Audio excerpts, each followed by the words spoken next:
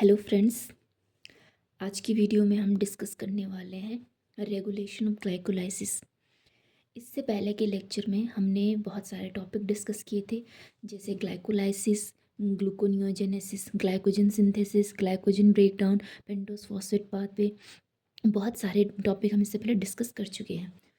तो अभी हम आज के टॉपिक में डिस्कस करेंगे रेगुलेशन ऑफ ग्लाइकोलाइसिस। ठीक है। तो हमने ग्लाइकोलाइसिस में क्या दिया देखा था कि ग्लूकोज था, उसके बहुत सारे स्टेप्स इन्वॉल्व थे उस ग्लाइकोलाइसिस की प्रोसेस में, और एंड में क्या प्रोडक्ट बन रहा था हमारा पायरुवेट का। तो उसमें रिएक्शंस किस तरीके से रेगुलेटेड होती है वो देखते हैं। 3 reaction of glycolysis are so exergonic as to be essentially irreversible. Those are catalyzed by hexokinase PF की यानी फॉस्फोफ्रक्टोकाइनेस फर्स्ट एंड पायरुवेट काइनेस। जो 3 जो रिएक्शंस थी वो क्या होता है, हाईली क्या होती है, इरिवर्सिबल होती है। यानी क्या इसका मतलब क्या है, इसका मतलब जो हमने देखा था किसमें, ग्लाइकोलाइसिस में, कि ग्लूकोज से क्या बन रहा था, ग्लूकोज से बन रहा था हमारा लास्ट में पायरुवेट। लेकिन इस प्रोसेस के थ्रू बहुत सारे रिएक्शंस तो ऐसी तो जो इजीली हो जा रही थी, लेकिन बहुत सारे स्टेप ऐसे हैं जो कि हाईली इरिवर्सिबल है। इसका मतलब ये वापस से नहीं हो सकते कि जैसे ग्लूकोज से ग्लूकोज 6 फॉस्फेट बन रहा है तो हम ग्लूकोज 6 फॉस्फेट से ग्लूकोज नहीं बना सकते हैं। ठीक है। तो ये इन रिएक्शंस में जो एंजाइम इन्वॉल्व होते हैं वो एंजाइम क्या करते हैं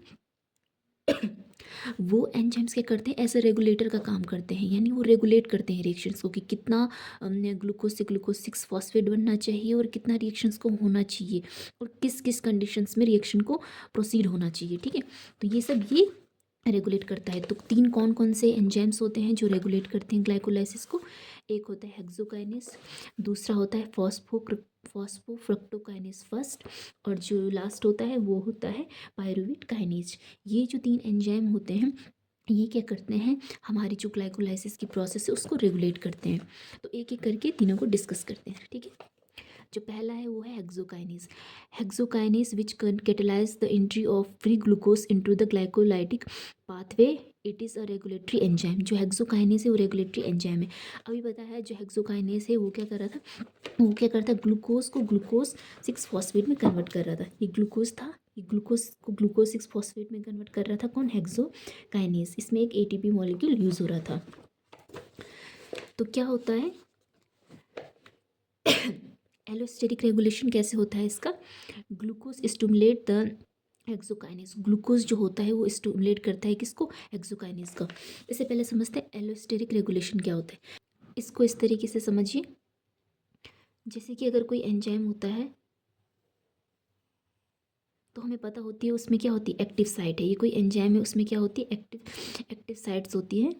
एक्टिव साइट्स होती है जिससे कि क्या है, कोई भी सबस्ट्रेट आके क्या करता है, उस पर बाइंड करता है। ठीक है।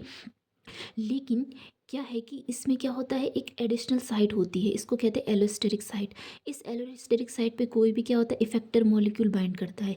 ये इफेक्टर मॉलिक्यूल क्या करेगा, या तो फिर जो हमारा एंजाइम है उसकी एक्टिविटी को, या तो फिर एंजाइम्स की एक्टिविटी को इंक्रीज करेगा, या तो फिर एंजाइम्स की एक्टिविटी को क्या करेगा, डिक्रीज करेगा या फिर इनहिबिट करेगा। ठीक है। तो ये क्या करता है, जो अदर साइड होती है, एक्टिव साइड को छोड़ के दूसरी साइड्स होती है उसको कहते हैं एलोस्टेरिक साइड। और अगर उस पर कोई मॉलिक्यूल बाइंड करता है तो उसको कहते हैं एलोस्टेरिक इफेक्टर। अगर वो किसी भी एंजाइम्स की एक्टिविटी को इंक्रीज कर रहा है तो उसे एलोस्टेरिक एक्टिवेटर कहते हैं। और अगर अगर वो एलोस्टेरिक एक्टिवेटर कहते हैं, और अगर वो क्या कर रहा है, किसी भी एंजाइम्स की एक्टिविटी को डिक्रीज कर रहा है तो उसे हम क्या कहेंगे, एलोस्टेरिक इनहिबिटर कहेंगे। ठीक है। इनहिबिट कर रहा है तो एलोस्टेरिक इनहिबिटर कहेंगे, और अगर एक्टिवेट कर रहा है एंजाइम्स की, उसकी एक्टिविटी को और इंक्रीज कर रहा है तो उसको क्या कहेंगे, एलोस्टेरिक एक्टिवेटर। ठीक है। तो इसमें क्या कह रहा है कि ग्लूकोज स्टिमुलेट करता है हेक्सोकाइनेस को। तो एक तरीके से ये क्या करता है कि एक एलोस्टेरिक एक्टिवेटर की तरह काम करता है। ये क्या करता है, एक्टिविटी को क्या कर देता है, इन्हेंस कर देता है और इंक्रीज कर देता है। ऐसा क्यों होता है कि अगर क्या है, हमारी बॉडी में पहले से ही क्या है, ग्लूकोज के बहुत सारे, हमारे सेल में ग्लूकोज के मॉलिक्यूल बहुत सारे प्रेजेंट है। तो वो यही करेंगे कि ग्लूकोज अगर ज़्यादा है तो ग्लूकोज को का ब्रेकडाउन करके एटीपी बनाए, ताकि क्या है, एनर्जी मिल पाए। तो इस तरीके से क्या करता है, ग्लूकोज स्टिमुलेट करता है हेक्सोकाइनेस को कि फर्दर, हाँ ग्लूकोज बोल रहा है कि भाई मैं बहुत ज़्यादा हूँ, मेरा ब्रेकडाउन कर लो तुम, मुझसे क्या बनवा लो, प्राइवेट बनवा लो। ठीक है। तो हेक्सोकाइनेस को एक्टिवेट करता है ग्लूकोज। ग्लूकोज 6 फॉस्फेट करता है, इनहिबिट करता है किसको, हेक्सोकाइनेज को। क्यों? अब ग्लूकोज 6 फॉस्फेट बहुत ज़्यादा है पहले से ही, अगर ग्लूकोज 6 फॉस्फेट बहुत ज़्यादा है तो ग्लूकोज का फर्दर ब्रेक डाउन करने की ज़रूरत नहीं है, क्योंकि पहले से वो चीज़ बहुत ज़्यादा प्रेजेंट है। अगर ग्लूकोज 6 फॉस्फेट कम प्रेजेंट होगा तो ग्लूकोज का ब्रेक डाउन होना क्या है, एक नॉर्मल सी बात है। लेकिन अगर ग्लूकोज 6 फॉस्फेट पहले से ही बहुत ज़्यादा प्रेजेंट है तो क्या होगा, वो क्या कर देगा, इनहिबिट कर देगा हेक्सोकाइनेज को, कि नहीं अब ग्लूकोज का फर्दर ब्रेक डाउन करने की ज़रूरत नहीं है। ठीक है, उस पर फॉस्फेट ग्रुप ऐड करने की ज़रूरत नहीं है। Inside the liver hexokinase 4 stimulate by glucose. Liver में क्या होता है, हेक्सोकाइनेज की जगह क्या होता है, ग्लूकोकाइनेज होता है। सिंपल सी बात है। फ्रक्टोज 6 फॉस्फेट इनहिबिट करता है किसको, ग्लूकोज काइनेज को। सेम ऐसे ही जैसे ग्लूकोज 6 फॉस्फेट था। Hormonal regulation. इंसुलिन क्या होता है, insulin released into blood when blood glucose level is high. Insulin कब रिलीज होता है, ब्लड में, जबकि क्या होता है, ब्लड का ग्लूकोज लेवल क्या होता है, हाई होता है। तो इंसुलिन क्या करता है, insulin activates hexokinase and glucokinase. तो इंसुलिन क्या करता है, एक्टिवेट करता है किसको, हेक्सोकाइनेज को और ग्लूकोकाइनेज, मतलब दोनों क्या करते हैं, एक ही फंक्शन करते हैं, ग्लूकोज को ग्लूकोज 6 फॉस्फेट में कन्वर्ट करवा देते हैं। तो इंसुलिन क्या करता है, एक्टिवेट करता है हेक्सोकाइनेस और ग्लूकोकाइनेस को। मतलब क्या हुआ इसका, कि अगर ब्लड में बहुत सारा ग्लूकोज आ रहा है, ब्लड में ग्लूकोज का लेवल क्या है, ज़्यादा है, तो वो क्या करेगा, एक्टिवेट करेगा हेक्सोकाइनेस की, हाँ ग्लूकोज का लेवल ज़्यादा है तो तुम क्या करो, ग्लूकोज का ब्रेक डाउन करो, ग्लूकोज को तोड़ो पायरुवेट में। ठीक है, तो इस तरीके से क्या करता है, इंसुलिन एक्टिवेट करता है हेक्सोकाइनेस को। ग्लूकागोन क्या होता है, release when glucose level is low. कब रिलीज होता है, वो उस कंडीशन में रिलीज होता है जबकि क्या होता है, ग्लूकोज का लेवल लो होता है। ग्लूकागोन क्या करता है, इनहिबिट करता है हेक्सोकाइनेस एंड ग्लूकोकाइनेस को। ये इनहिबिट कर देता है हेक्सोकाइनेस और ग्लूकोकाइनेस को। क्यों? क्योंकि ब्लड में ग्लूकोज का लेवल पहले से ही लो है, और अगर उसका फर्दर ब्रेकडाउन होता रहेगा तो क्या हो जाएगा, इसमें क्या होगा, ग्लूकोज का लेवल और ज़्यादा लो हो जाएगा बॉडी में और ब्लड में, जो कि क्या हो जाएगी, बुरी कंडीशन हो जाएगी। तो ग्लूकागोन क्या करता है, इनहिबिट कर देता है हेक्सोकाइनेस और ग्लूकोकाइनेस की, आप ग्लूकोज का फर्दर ब्रेकडाउन मत करो और तुम क्या करो, उसको फॉस्फोरिलेट मत करो। ठीक है, उसके बाद जो नेक्स्ट एंजाइम होता है जो रेगुलेट करता है, वो होता है फॉस्फोफ्रक्टोकाइनेस फर्स्ट। ठीक है, तो फॉस्फोफ्रक्टोकाइनेस क्या करता है, phosphorylating fructose 6 phosphate to convert them into fructose 1,6 bisphosphate. तो फॉस्फोफ्रक्टोकाइनेस क्या करता है, फ्रक्टोज 6 फॉस्फेट को फ्रक्टोज 1,6 बिसफॉस्फेट में कन्वर्ट कर देता है। कहाँ पे, अगर हम इस रिएक्शन को देखें, हमने ग्लाइकोलाइसिस की वीडियो में भी देखा था। तो फॉस्फोफ्रक्टोकाइनेस क्या करता है, फ्रक्टोज 6 फॉस्फेट को कन्वर्ट कर देता है फ्रक्टोज 1,6 बिसफॉस्फेट। मतलब क्या करता है, एक वन वाले कार्बन पे एक 1 वाले कार्बन पे और एक 6 वाले कार्बन पे क्या है, फॉस्फेट ग्रुप को ऐड कर देता है और क्या बना देता है, फ्रक्टोज 1,6 बिसफॉस्फेट। ठीक है, तो क्या होता है तो क्या होता है इसमें, एटीपी क्या होता है, एलोस्टेटिकली इनहिबिट पीएफ के, यानी फॉस्फोफ्रक्टोकाइनेस फर्स्ट। एटीपी क्या होती है, अगर पहले से एटीपी, हम ग्लाइकोलाइसिस की प्रोसेस क्यों होती है हमारी बॉडी में, क्योंकि क्या होता है, एटीपी का ब्रेक डाउन होना होता है पायरुवेट में, जिससे कि क्या होता है, एटीपी का जनरेशन होता है, एटीपी बनती है। ठीक है, इसका पायरुवेट फिर से एसिटाइल को ये बनाता है, सिट्रिक एसिड साइकिल में जाता है, जिससे कि और ज़्यादा एटीपी की सिंथेसिस होती है। ठीक है, लेकिन क्या होता है, अगर एटीपी पहले से ही बहुत ज़्यादा है तो फिर एटीपी बनाने की ज़रूरत क्या है, तो एटीपी अगर ज़्यादा होती है तो वो क्या कर देती है, इनहिबिट कर देती है पीएफके को। नहीं, अब एटीपी सफिशिएंट अमाउंट में बॉडी में है तो अब तुम और ज़्यादा एटीपी का सिंथेसिस मत करो, सेल में एटीपी है तो सिंथेसिस मत करो और ज़्यादा एटीपी का। तो इस वो कैसे करती है, इनहिबिट कर देता है पीएफके 1 को। सिट्रेट इनहिबिट पीएफके 1, सेम वही। सिट्रेट क्या होता है, सिट्रिक एसिड साइकिल में होता है। सिट्रिक एसिड साइकिल में क्या होगा, एटीपी की सिंथेसिस होगी। अगर सिट्रेट पहले से ही प्रेजेंट है तो वो क्या कर देता है, इनहिबिट कर देता है कि नहीं, अब फर्दर इसका, हाँ क्या होता है, फ्रक्टोज 6 फॉस्फेट को फ्रक्टोज 1,6 बिसफॉस्फेट में कन्वर्ट करने की ज़रूरत नहीं है। High amount of ATP stimulate PFK to convert fructose 6 phosphate to fructose 1,6 bisphosphate.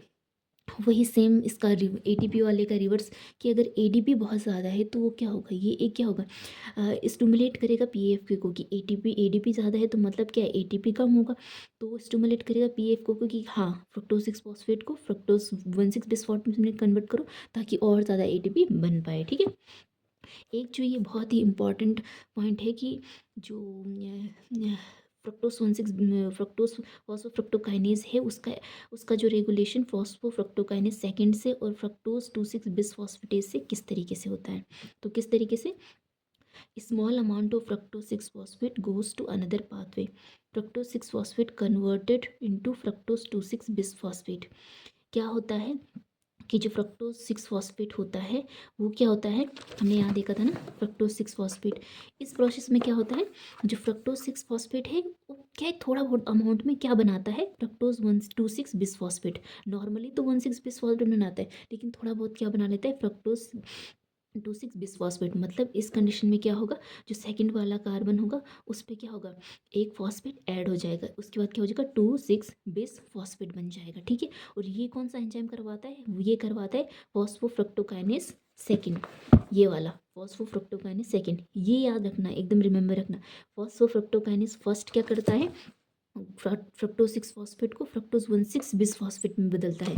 और जो फॉस्फोफ्रक्टोकाइनेस सेकंड क्या करता है, फ्रक्टोज 6 फॉस्फेट को फ्रक्टोज 26 बिसफॉस्फेट में बदलता है। ये 2 है तो 26 बिसफॉस्फेट में बदलेगा, ये 1 है तो 16 बिसफॉस्फेट में बदलेगा। इस तरीके से आप याद रख सकते हैं। ठीक है, तो क्या होता है, ये कौन करवाता है, PFK2, ये भी बता दिया आपको। तो जो ये हमारा बनता है फ्रक्टोज 26 बिसफॉस्फेट, जो मैंने बताया ना यहाँ पे 2 पे होगा और 6 पे होगा, ये जो फ्रक्टोज 26 बिसफॉस्फेट बना, ये क्या होता है, most powerful regulator of phosphofructokinase first. ये फॉस्फोफ्रक्टोकाइनेस का क्या होता है, मोस्ट पावरफुल रेगुलेटर होता है। ठीक है, जो फ्रक्टोज 26 बिसफॉस्फेट है वो क्या करता है, बाइंड करता है allosteric site of PFK1 and stimulate this enzyme. तो क्या कर, तो ये इस तरीके से समझिए, ये अगर PFK फर्स्ट एंजाइम है तो ये क्या करेगा, ये जो फ्रक्टोज 26 बिसफॉस्फेट है, ये क्या करेगा, एलोस्टेरिक साइट पे क्या करेगा, हम बाइंड करेगा। जब ये एलोस्टेरिक साइट पे बाइंड करेगा तो ये क्या करेगा, एक्टिवेट करेगा। ये एक्टिवेट करेगा फ्रक्टोज फॉस्फोफ्रक्टोकाइनेस फर्स्ट वाले एंजाइम्स को, क्या करेगा, ये एक्टिवेट करता है। तो ये क्या है, मोस्ट पावरफुल रेगुलेटर है PFK फर्स्ट एंजाइम का। तो ये किस तरीके से काम करता है, ये क्या करता है, जो हमारा PFK सेकंड होता है वो फ्रक्टोज 6 फॉस्फेट को कन्वर्ट कर देता है फ्रक्टोज 26 बिसफॉस्फेट में। इसी एंजाइम का एक और कंपोनेंट होता है, वो होता है फ्रक्टोज 26 बिसफॉस्फेटेज। ये बिसफॉस्फेट है, ये बिसफॉस्फेटेज है। फॉस्फेटेज एंजाइम्स जो भी होते हैं उनका क्या काम होता है, वो क्या करते हैं, फॉस्फेट ग्रुप को रिमूव करते हैं। क्या करते हैं, इसमें से एक फॉस्फेट को रिमूव करेंगे तो ये बन जाएगा फिर से फ्रक्टोज 6 फॉस्फेट। ठीक है, तो ये क्या करता है, फॉस्फेट ग्रुप को रिमूव कर देता है, और फ्रक्टोज 6 फॉस्फेट फॉस्फोफ्रक्टोकाइनेस सेकंड क्या करता है, फॉस्फेट ग्रुप को ऐड करता है। ठीक है, तो क्या होता है, another component of this enzyme fructose 26 bisphosphate which convert the back to the fructose 26 bisphosphate to fructose 6 phosphate. तो क्या होता है, ये फ्रक्टोज 6 बिसफॉस्फेटेज क्या कर देता है, फ्रक्टोज 26 बिसफॉस्फेट को फिर से फ्रक्टोज 6 फॉस्फेट में कन्वर्ट कर देता है। अगर फ्रक्टोज 6 फॉस्फेट फ्रक्टोज 26 बिसफॉस्फेट में कन्वर्ट हो रहा है तो ये क्या करेगा, एक्टिवेट करेगा हमारे फ्रक्टोज फॉस्फोफ्रक्टोकाइनेस फर्स्ट एंजाइम्स को। अगर ये एक्टिवेट होगा तो क्या होगा, उस कंडीशन में हमें बताया कि फ्रक्टोज 6 फॉस्फेट किस में कन्वर्ट हो जाएगा, फ्रक्टोज 16 बिसफॉस्फेट में। ये एक चेन रिएक्शन है, ये इस तरीके से हो रहा है। ठीक है, तो ये जो एंजाइम्स है ये क्या होते हैं, हार्मोन से क्या होते हैं, हाईली रेगुलेटेड होते हैं। ठीक है, तो किस तरीके से रेगुलेटेड होते हैं, insulin. Insulin stimulate the PFK first and ultimately stimulate the PFK second को स्टिमुलेट करता है, इसलिए क्या कर देता है, PFK1 भी स्टिमुलेट हो जाता है, इनहिबिट करता है फ्रक्टोज 26 बिसफॉस्फेटेज को। तो इंसुलिन क्या करता है कि इस एंजाइम्स को इस एल एंजाइम को क्या कर देता है, एक्टिवेट करता है।